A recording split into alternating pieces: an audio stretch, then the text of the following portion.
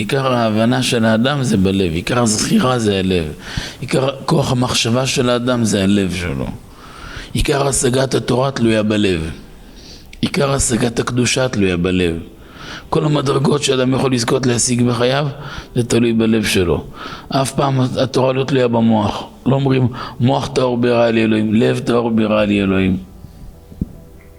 כשאדם חוטא, מה קורה? נהיה אטימות הלב. למה? כי הוא נכשל בדבר לא טוב, נכבה הלב, נכבה אור הלב. עיקר האדם זה הלב שלו, טהרה תלויה בלב, קדושה תלויה בלב, השראת שכינה תלויה בלב. תראו בספרי רבותינו הראשונים רואים הרבה, שאתה רואה כוח של רבותינו הראשונים, איפה זה בא לידי ביטוי? שהליבם רחב כאולם, ואז מה? להם כוח הכלה. ככל שאדם יש לו לב רחב יותר, לב גדול יותר, בוא נגיד השגה של האדם גדולה יותר, אז זה ניכר שיש לו כוח הכלה יותר. ככל שאדם נופל לקטנות יותר, הלב שלו מצומצם.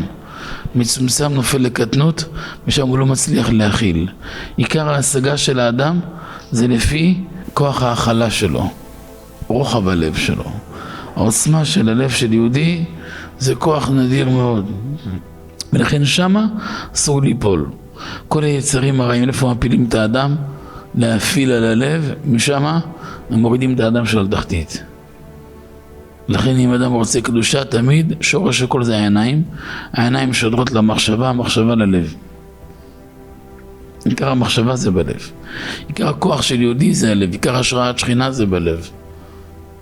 ועל הפינה הזאת אף פעם לא כדאי לפספס ולא כדאי לוותר עליה. ולכן מי שהלב שלו קדוש, בלב טהור, הוא תמיד יוכל להיות מוצלח. גם נגד הטבע אפשר לפעול. אפשר ליצור מציאות בכוח טהרת הלב. שאדם חושב רק טוב, רק חיובי ורק טהור, יכול ליצור מכלום.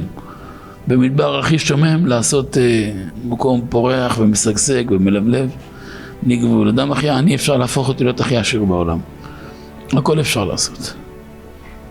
העיקר זה תלוי בטהרת הלב.